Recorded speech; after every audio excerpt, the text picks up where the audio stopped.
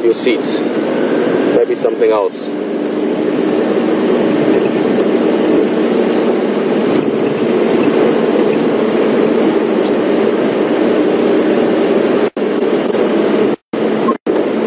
See where we went now, you go in here.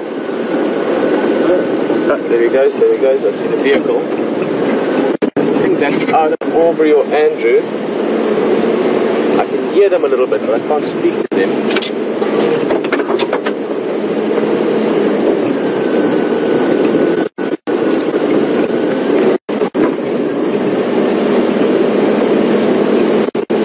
That's Andrew. Oh, great, guys. As I said, I'm only going to show you and tell you. Andrew! I think it's your best approach to be on the Other side. Right now, yeah, you just got enough and then right to the south. Cool, come on. For my radio is non-kinka, so it's alright, I can join, huh? It's not a problem, yeah. I think Oh, there it goes. Oh, there we go, awesome. moving kind of south. Yeah. Thanks so much, Peter. Guys, look at awesome, nice to see you, man. Nice to see you too, man. Brilliant, guys. Just chatting to Andrew, sorry, we're just doing just asking them if I can join them at the sighting. We had a glimpse there. There we go, look at that. Hey!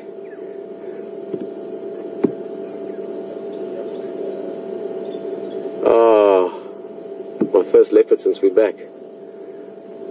That's awesome. Guys, we're going to join them. We're going to have to get to the other side of this dip. Andrew's one of the guides. Cheetah Plains. Andrew, you got an ID? Yeah, it looks like a Kunyuma. Awesome. Let's see if we can catch up. One of my favorite leopards, I think it's Kunyuma. He was the brother of Quarantino, the brother of Q that you saw yesterday with Hayden up in the tree. So, Rula, the female we talked about earlier, the two boys, just over around 2 years old now. Kunyuma is the one, Q is the other one. Not the track that we saw, funny enough. His track would be quite a bit bigger than that by now. Guys, I'm going to have to just cover a bit of ground. We're going to have to get around to the outside. So, I'm going to pick up the pace a little bit. Whee! Good morning, guys. I'm going to have to say good morning to this is a very good friend of mine. I've known him for about 10 years. Mr. Bernie, nice to meet you. Yes, I'm very excited to be back. We are live at the moment, so I'm going to keep it short. And I think southern side of the range sounds better. And I've got radio comms issues, so I'll just talk with you guys. Beautiful bushveld and my daughter Ingrid. Yeah. Cool. Are you here for a few days? I'm going on today, but drive safe. Yeah. I'll see you. See you next time. Yeah. Awesome, Bernie. Cheers, guys. Hello. How are you? Very good. Have a nice morning. So I used to work here for a number of years as a guide as well. So many of these guys, different landowners, Bernie, the owner lodge over this way, they've become very, very good friends. And whenever I pop back here, it's great to see them. So to try and say a quick hello. He didn't even know there was a leopard there. So, happy surprise for him. Hold on a little bit. Sorry guys, this is just such a privilege, you know, to see a leopard in the wild. Let's get through the dip here.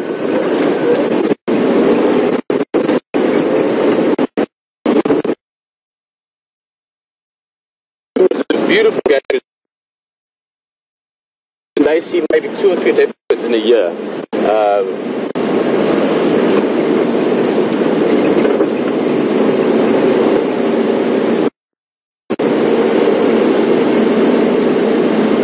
So you get places where people, even doing this daily as a job, could go 1, 2, 3, 4 months without seeing a leopard. And then if they see it, it might be in the distance, up in a tree, up in a rock face, maybe hiding from them. So to see a leopard the way we do in the Sabi Sands, where it's just right here, we can experience them and feel them and hear them, is always such an amazing privilege. It's such an exciting thing to experience. I'm just going to try and catch up with this one. That's Aubrey. He's from Juma on Game Drive. Bull. I haven't seen him, Brian. He's just in here on our left-hand side, sort of 10 o'clock, 11 o'clock now. Keep in mind, this is Kunyuma. His name means a little bit shy. It's one of my favorite leopards. Beautiful cat. He's got an amazing face. He's a little bit...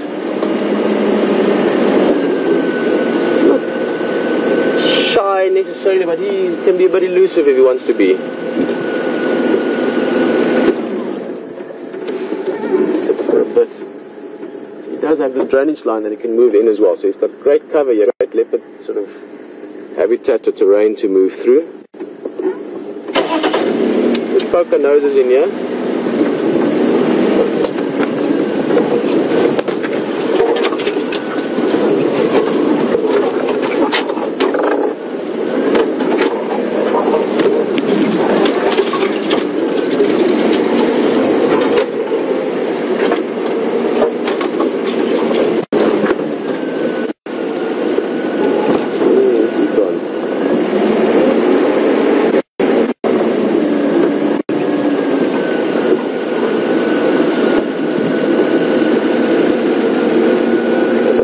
Great habitat here for leopard to move in and to disappear into. Leopard like sort of, well, all kinds of habitat actually. They're incredibly well adapted cats to anything from desert to jungle.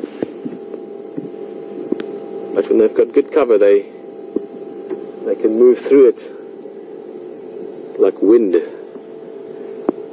You know it's there, but you can't see it.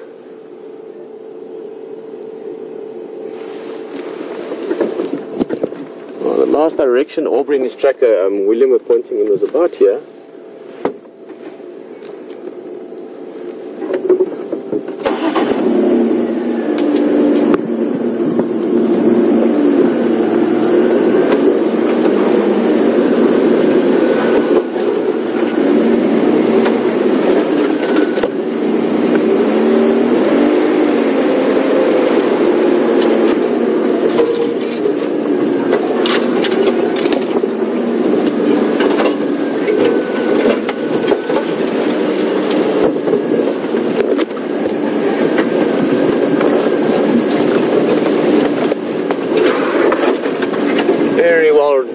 Noticed there, Lisa.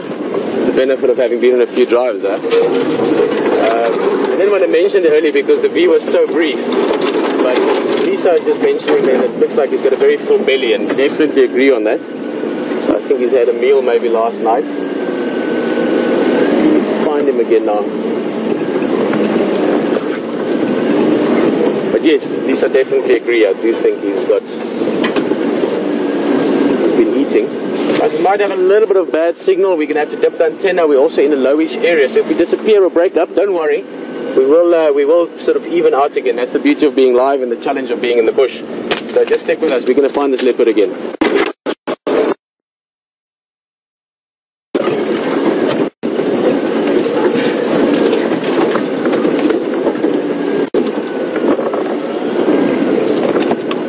Andrew again.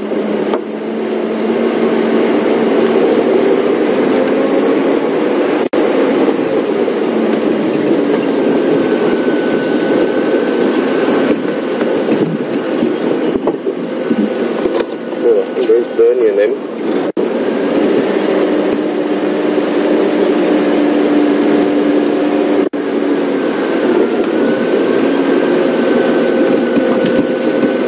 Guys, what we're going to do is, it looks to be in the dip, but if we go into it we might get a bit of signal breakup. So as I said, stick with us. Oh, look at this, on the road, Brian.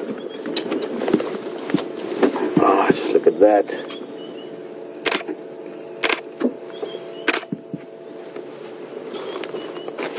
Oh, one of the most beautiful things you can ever see in the wild. Absolutely gorgeous.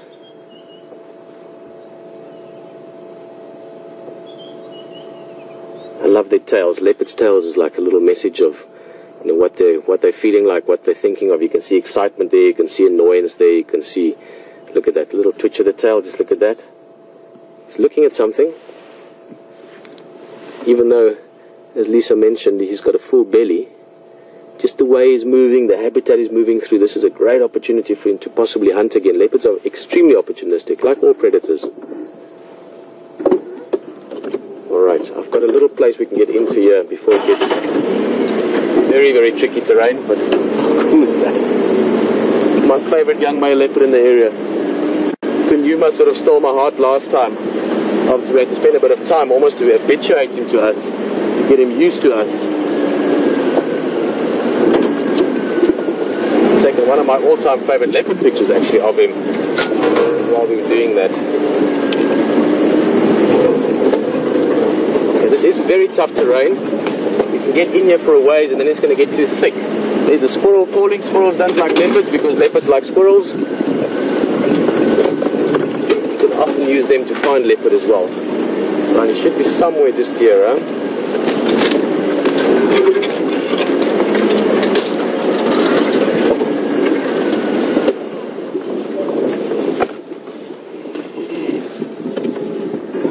No idea. I've got a feeling it should be on our left still, but these guys are like ghosts in the bush.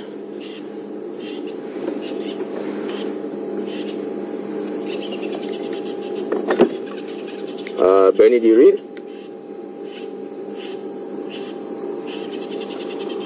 Guys, if you can copy me, he's just on the eastern side of Weaver's Nest now, on the southern side of the Skovanin. I don't see him at all now, Brian, nothing, huh? Oh, I like this leopard though. Squirrel's going nuts. I think there could be a pun in that somewhere.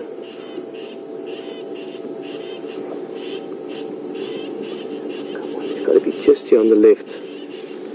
But guys, just look at that habitat, so you can think a pink elephant could hide in there, but never mind a leopard that's got these amazing markings. Just quickly, one of the differences, people sometimes confuse leopard and cheetah while we're looking for one. Cheetah have got spots. Cheetahs actually have spots on them, whereas leopards, even though they don't change their spots, they actually have rosette markings. So they've got these sort of dappled combination or patterns of black spots with dark brown and rust brown in it, beige as well, white. Beautiful markings, beautiful coats, but it gives them incredible camouflage. I wonder if he stopped there, just listening to the squirrel.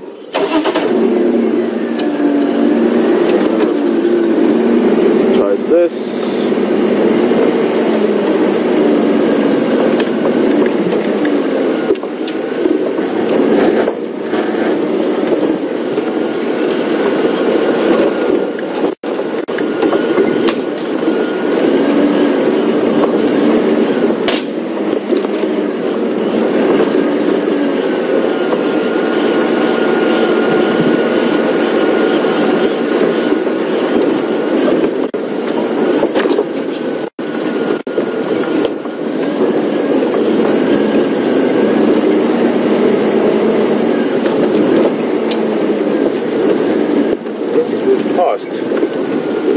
Time to find him again. He slipped away from us. Brian.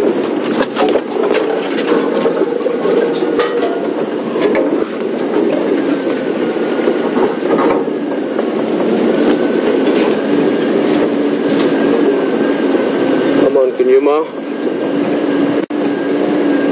Oh, he's grown. I mean, I've been away for 5 months and you can see that he's gotten bigger. Here's another one. Okay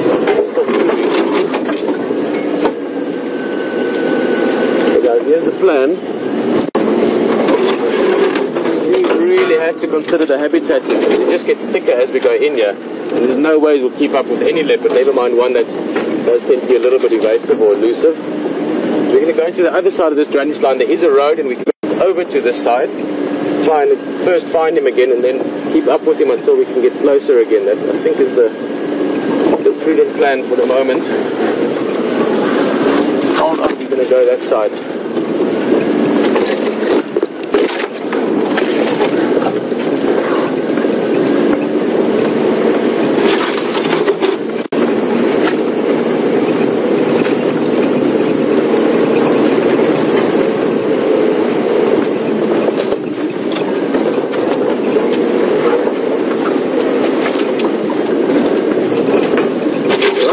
Through the dip, we'll have a little bit of break up against single wires, don't worry, it will sort itself out on the other side.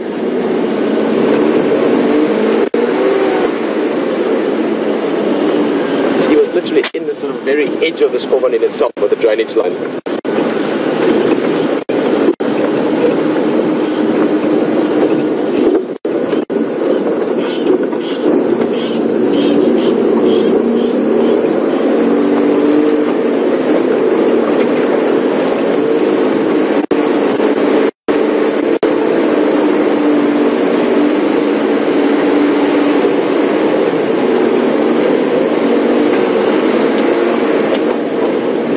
signal should be good again. We're now on a road that sort of parallels or runs alongside this little riverbed or drainage line, as we call it. And I've got a feeling the leopard might actually have gone either into it or on the very, very sort of thick edge of it. So at least here we can keep up pace-wise. Now we're just going to have to try and find him again.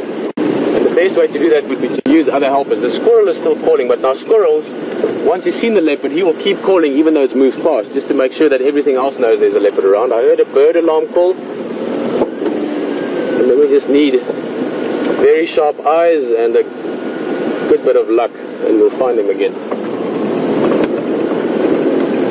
Might also be that he pops back onto this road. Sometimes leopards do that. If he's moving through the thick stuff and he's like, oh, you know what, the squirrel has seen me, the birds have seen me, they're all shouting about me now, so the others ahead of me know I'm coming.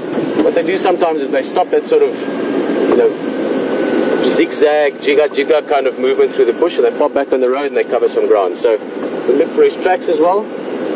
But my feeling sort of tells me that if he kept moving at the pace he was moving, the time we've had to get out of there, he should be somewhere from where we are now onwards in the next 100 yards or so. So basically we need that bit of luck I mentioned. It's so exciting always, and when we know for a fact that we are within 100 yards of a leopard at the moment. And if we hadn't seen him earlier, we could have just driven past you 100 times and not known it. So the moral of the story is there's always a leopard close by potentially.